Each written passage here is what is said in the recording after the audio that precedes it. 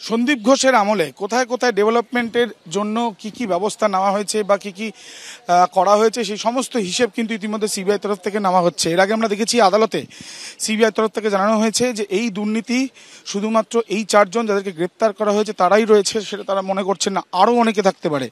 সেই খোঁজে তারা দেখা যাচ্ছে একটি ফাইলও রয়েছে, সেখানে বেশ কিছু নথি নিয়ে এসে তারা ভেরিফাই করছেন। त्योहार और प्यार लाती है रिश्तों में ढेर सारा मिठास, परंपरा वही सोच नहीं। আদি মোহিনী মোহন কাঞ্জিলাল এবং তার সঙ্গে সঙ্গে তারা এই প্লাটিনাম জুবিলি যে বিল্ডিং রয়েছে সেই বিল্ডিংয়ে এসেও তারা ইতিমধ্যে তদন্তের জন্য তারা এখানে এসেছেন এবং যে যে অফিসগুলোতে সন্দীপ ঘোষ তিনি বসতেন বা যেখান থেকে তিনি বিভিন্ন কাগজপত্র ইস্যু করেছিলেন সেই জায়গাগুলোতেও তারা গিয়েছেন। 2 জন সিকিউরিটি গার্ডকে সঙ্গে নিয়ে বেশ কিছু জায়গার ছবি তারা নিলেন এবং তার সঙ্গে সঙ্গে একাডেমিক বিল্ডিং সেখানেরও ছবি তারা নিয়েছেন।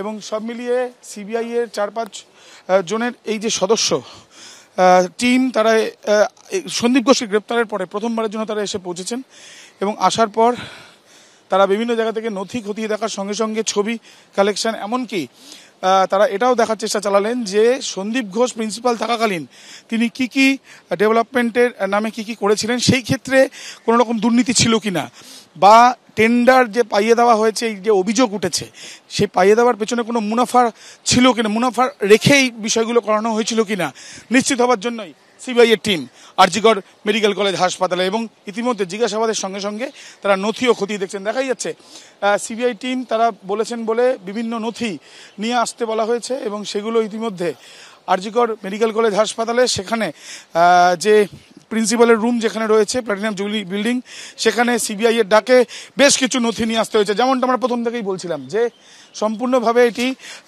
দেখা যাচ্ছে যে এই ভেরিফিকেশন এবং যেটা আদালতে বারবার করে বলা হয়েছে সিবিআই তরফ থেকে যে এই দুর্নীতিতে যে 4 জন গ্রেপ্তার হয়েছে সন্দীপ ঘোষ সহ, শুধু কি এই 4 জন রয়েছে? সিবিআই কিন্তু আদালতে জানিয়েছিল তারা মনে করছেন আরও অনেকে রয়েছে। তারা কারা সেই তদন্তেই সিবিআই আরজিকর মেডিকেল কলেজ হাসপাতালে।